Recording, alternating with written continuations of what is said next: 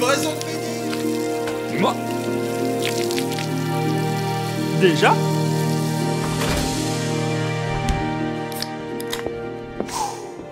Trois ans que j'ai pas foutu les pieds ici, putain. Il a dû s'en passer des choses. Ah, je suis curieux de voir ce que j'ai raté. Alors, voyons voir ça. En Chine, un mystérieux virus de la même famille que le SRAS a déjà contaminé 45 personnes, un chiffre beaucoup plus important selon des scientifiques. Une épidémie qui inquiète, d'autant plus que le nouvel an chinois approche. Le virus pourrait se propager à l'étranger. Personne n'a besoin de porter un masque si un médecin ne vous demande pas d'en porter un. Et vous savez quoi? Moi, je sais pas utiliser un masque. Je pourrais dire, je suis ministre, je me mets un masque. Mais en fait, je sais pas l'utiliser parce que l'utilisation d'un masque, ce sont des gestes techniques. J'insiste. L'usage du masque en population générale n'est pas recommandé et n'est pas utile.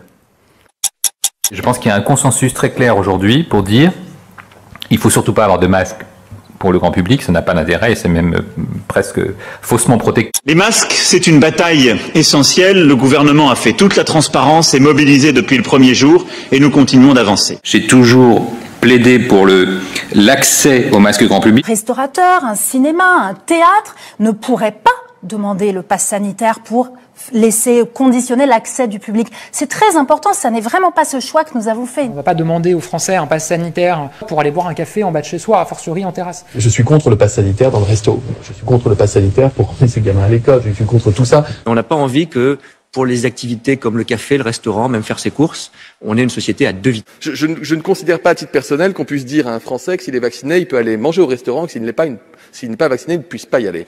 Le pass sanitaire s'appliquera dans les cafés, les restaurants, les centres commerciaux ainsi que dans les hôpitaux, les maisons de retraite, établissements médico-sociaux, mais aussi dans les avions, trains et cars pour les longs trajets.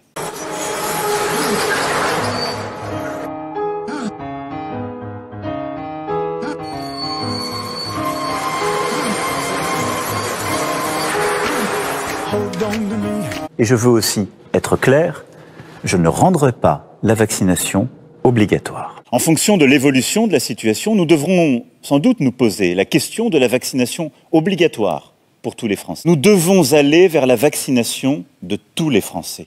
Mais les gens, moi je suis quand même étonnée que nous, nos clients, en majorité, ils le proposent. J'ai même des gens là qui l'avaient en porte-clés, des vacanciers. Ah non mais c'était impressionnant. Merci.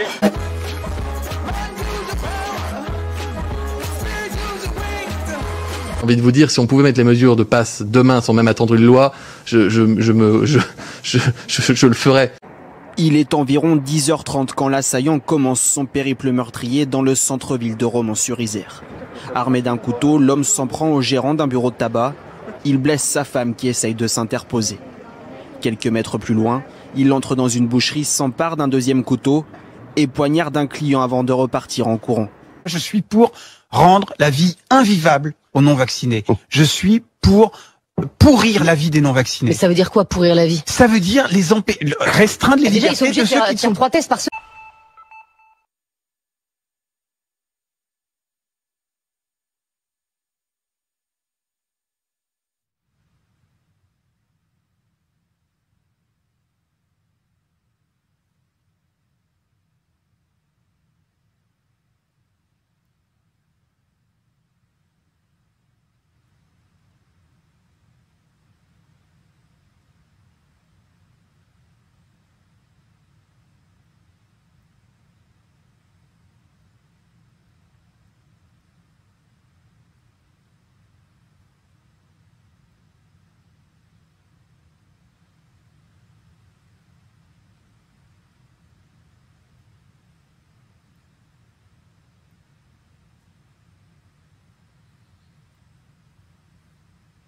Je ne sais pas si vous recevez les mêmes messages que moi, mais j'ai rarement reçu autant de messages via les réseaux sociaux, via mon mail ou en SMS de Français qui ne comprennent pas et qui s'inquiètent à l'idée qu'on finisse par ne pas pouvoir mettre en place le pass sanitaire pour les protéger. L'assaillant, stoppé dans son attaque meurtrière. Sur cette vidéo, une patrouille de la BAC, préalablement alertée par des témoins, intervient. L'homme âgé de 22 ans est abattu. Ah, je l'ai, le pass sanitaire, voilà. puisque moi j'ai mes 2 doses, donc et puis s'il faut passer par ce pass sanitaire, moi je dis allons-y quoi. Je dis aux Français allons-y quoi. Franchement, s'il faut passer par le pass sanitaire pour enrayer l'épidémie, allons-y quoi. C'est en lisant son journal que Nicole, 68 ans, a découvert l'appel aux retraités pour contrôler les passes sanitaires. J'ai pas hésité une seconde, non. J'ai tout de suite été partante pour aider. Dès la semaine prochaine, elle ira donc bénévolement sur son temps libre donner un coup de main à l'entrée de restaurants et de cafés à La Roche-sur-Yon. C'est tout à fait gratifiant. Je peux rendre service, je sers à quelque chose. C'est important quand même de donner un peu de temps et de disponibilité.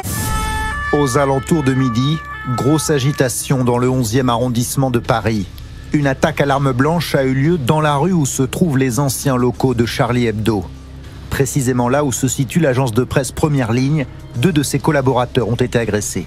Une scène surréaliste à l'aéroport de Kaboul.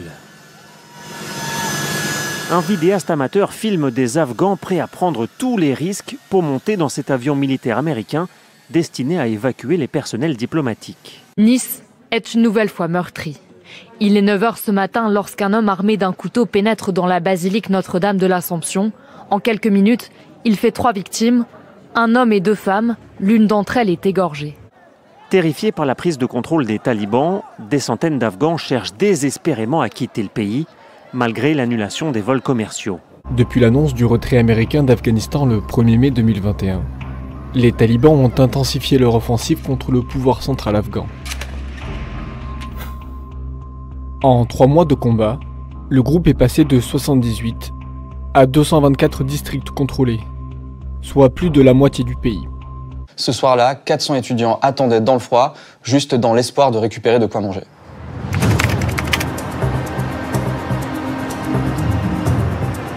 Ça m'a vraiment choquée. Quand je suis arrivée la première fois, j'ai vu toute la file d'attente. C'est un peu impressionnant comme ça, et puis il faut mettre un petit peu son ego de côté, il faut dire ce qui est. Je pense que quand on a commencé nos études, on ne s'attendait pas à se retrouver avec plein d'autres étudiants dans une queue qu'est-ce que vous allez faire ce soir? Tiens, je vais chercher un peu de nourriture. Les fins de mois sont super compliquées parce que du coup il n'y a plus de job étudiant. Je faisais du babysitting tous les jours après les cours et ça a aidé beaucoup. Je suis à la recherche d'un travail et j'ai seulement l'argent pour un mois de logement. Toi, t'avais des petits jobs à côté? J'étais facteur à mi-temps le week-end. À cause de la crise, il y a eu des licenciements et donc du coup on a été les premières victimes de ce confinement. Ça me fait un trou quand même par mois qui représente 300-400 €. Donc c'est clairement pas négligeable, ça me fait mes courses du mois et bien plus. Les week-ends, je travaille chez McDonald's. Ce que je gagne, ça me permet de payer mon loyer tout juste. C'est pour ça je préfère venir aussi ici récupérer de la nourriture. Chaque euro, ça peut servir à la fin du mois pour acheter du pain, pour acheter un paquet de pâtes, etc. Et que le moindre euro, surtout en période de crise, c'est essentiel. Aujourd'hui, il y a des milliers d'étudiants en France qui doivent faire le choix entre étudier ou manger. Dès les premières secondes, le message est clair. Cet hiver, il va falloir éteindre ses appareils ou réduire sa consommation. Voici le spot publicitaire du gouvernement qui sera lancé le 10 octobre prochain. Pour économiser l'énergie, on agit, on réduit. Chaque geste compte. Je baisse, j'éteins, je décale. Le géant chinois est de plus en plus confronté aux problèmes environnementaux, pas seulement le réchauffement, mais aussi la pollution. Un peu moins de 10 millions de kilomètres carrés, 1,4 milliard d'habitants, un quart de la population mondiale. La question de la pollution atmosphérique est devenue un enjeu majeur de santé publique. Elle provoque de l'ordre d'1 million de morts par an dans le pays, des cancers, des maladies cardiovasculaires. Et cette pollution atmosphérique contraint souvent les écoles à fermer, en particulier à Pékin. Vue du ciel, voici à quoi ressemble la chape de pollution qui s'abat sur New Delhi depuis plusieurs jours. Comme tous les ans à l'arrivée de l'hiver, la capitale indienne suffoque. Ce week-end, le taux de particules fines dans l'atmosphère a dépassé de 20 fois la limite recommandée. Face à cette pollution qui s'infiltre jusque dans les maisons, cette mère de famille a décidé de s'équiper. Nous allons livrer une guerre économique et financière totale à la Russie. En fait, la Russie n'a pas besoin de financement. Elle est littéralement noyée sous le cash depuis l'invasion de l'Ukraine. Nous allons donc provoquer l'effondrement de l'économie russe. L'économie russe s'est effondrée. Ça ne se voit pas encore là pour l'instant. elle s'est effondrée. Le FMI qui en tout cas ces dernières heures a rendu un rapport qui montre que la Russie est peut-être moins touchée que ne l'espéraient les Occidentaux par les sanctions qui ont été mises en place ces dernières semaines et ces derniers mois. Les sanctions économiques et financières sont même d'une efficacité redoutable. Le cours du rouble, on peut toujours dire une monnaie forte, ça a des avantages, des désavantages, mais enfin, le fait que beaucoup espéraient que le rouble s'effondre, il ne s'est pas effondré, loin de là, il se porte bien. Mais alors vous nous dites que la Russie n'a jamais autant gagné d'argent avec ses exportations de pétrole et de gaz, malgré les sanctions qui la frappent. Non pas malgré les sanctions, mais à cause des sanctions. Grâce aux sanctions. Le cours de l'électricité pour 2023 en France a battu un record le 26 août en atteignant plus de 1 000 € le mégawattheure contre environ 85 € il y a un an. Il a été multiplié par 12 donc, ce qui est absolument colossal. En moins de 2 ans, le prix du gaz a été multiplié par 18. Et c'est, je dois le dire aussi, la fin pour qui en avait d'une forme d'insouciance. Ce tableau que je fais là, cette fin de l'abondance, cette fin de l'insouciance, cette fin des évidences, montre que c'est au fond une grande bascule que nous vivons, face à laquelle, évidemment, nos compatriotes peuvent réagir avec beaucoup d'anxiété. Le feu a remplacé le ciel.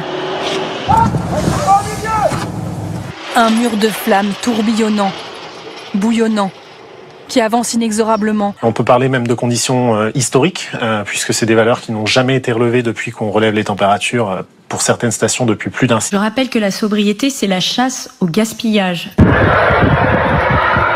C'est une vidéo accablante. Ce que l'on découvre sur ces images s'appelle une mise à l'évent. Des milliers de mètres cubes de gaz rejetés dans l'atmosphère. La scène se passe sur un site de Storengy, la filiale d'Engie qui stocke le gaz en France. Plusieurs salariés que nous avons rencontrés parlent d'une pratique courante utilisée lors d'opérations de maintenance. Que pour cette filiale, environ 2 500 000 mètres cubes seraient relâchés chaque année, du méthane extrêmement polluant. Des pratiques qui auraient cours dans toutes les entreprises de gaz. Malgré l'intervention de ces pompiers de Gironde, dans ce décor de fin du monde. La France aride vit une sécheresse historique. Vue du ciel, la situation n'a jamais été autant préoccupante. Du jamais vu sur les bords de Loire. Le niveau du fleuve est historiquement bas. Un désert de galets. Ici, voilà ce qu'il reste de la Drôme. Des terres craquelées, arides en Loire-Atlantique, et des cultures en souffrance comme ici en Haute-Garonne. Conséquence immédiate sur la récolte à venir, une perte de rendement de 50%. Et des pommes de terre en manque d'eau, et donc beaucoup plus petites que d'habitude. On a que des pousses qui sont complètement grillées. Ça repartira jamais si on n'a pas une petite goutte d'eau. Pour les nourrir, ce producteur est donc obligé de piocher dans ses réserves de fourrage d'hiver. Problème, ces réserves ne sont pas extensibles. L'inflation grimpe. Jamais, au-delà de son année de mise en circulation, l'euro n'avait été si bas.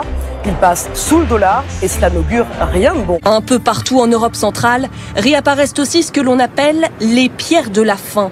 Avec ces mots en allemand, « Si tu me vois, commence à pleurer ».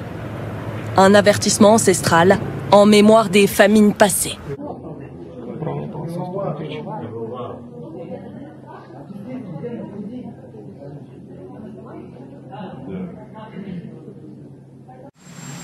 C'est un mot qui fait frissonner toute la planète. Le président américain Joe Biden estime que le risque d'Armageddon nucléaire est à son plus haut niveau depuis la crise des missiles de Cuba en 1962. Accepter de payer le prix de notre liberté et de nos valeurs.